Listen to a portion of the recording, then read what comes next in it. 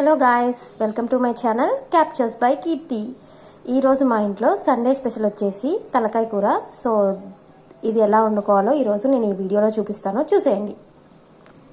ఇందులో ఒక బ్రెయిన్ కూడా వచ్చింది, సో అది సపరేట్గా పెట్టేసుకుందాం. ఇప్పుడైతే దీన్ని మనం మంచిగా వాష్ చేసుకోవాలి ఒక 2-3 టైమ్స్.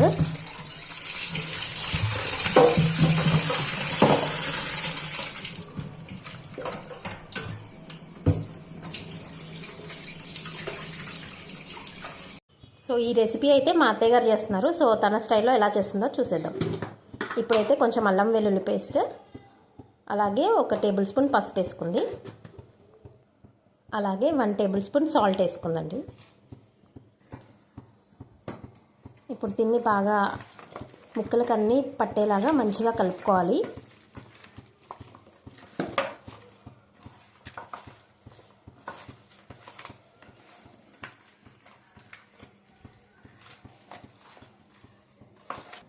పెట్టేసుకొని అందులో మనం కావాల్సినంత ఆయిల్ వేసేసుకుందాము.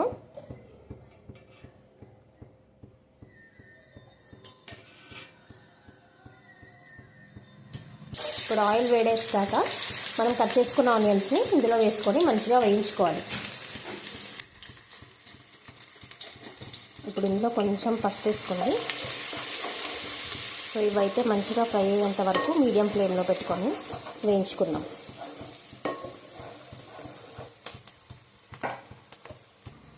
ఇప్పుడు ఆనియన్స్ అయితే మంచిగా ఫ్రై అయ్యాయండి.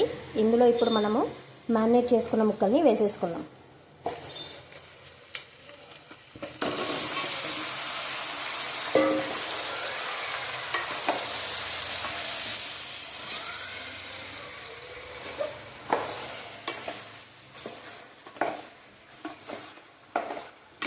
ఇదైతే అన్నీ కలిసేలాగా మంచిగా కలుపుకొని ఒకసారి మూత పెట్టేసుకొని మగ్గించుకోవాలండి.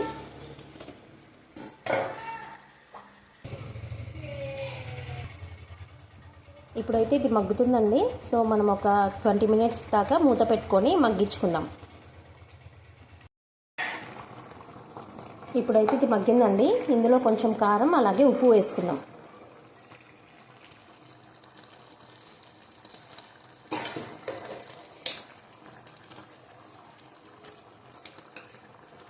సో ఇప్పుడైతే ఒకసారి కలిపేసుకుందాము.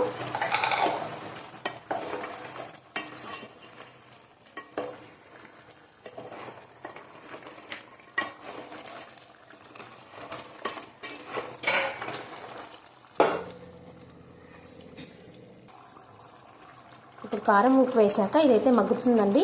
సో నిమ్మకాయ సైజ్ అంతా చింతపండుని తీసుకొని నానబెట్టుకొని ఆ రసాన్ని ఇందులో పోస్తుంది. ఇప్పుడు ఒకసారి మనం కలుపుకుందాం దీన్ని.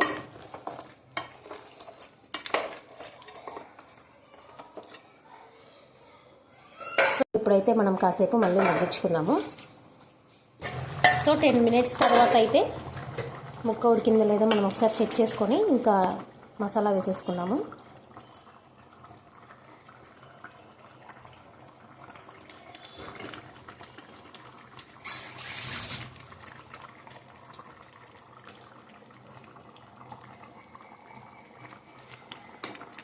సో ముక్క అయితే ఉడికేసిందండి. సో ఇప్పుడు లాస్ట్లో మనం కొంచెం ధనియా పౌడర్ అలాగే కొత్తిమీర వేసేసుకొని స్టవ్ ఆఫ్ చేసేసుకున్నాము.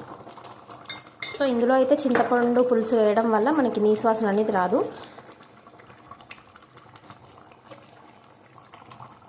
ఒకసారి కలిపేసుకొని మనం మూత పెట్టేసుకొని స్టవ్ ఆఫ్ చేసేసుకుందాము.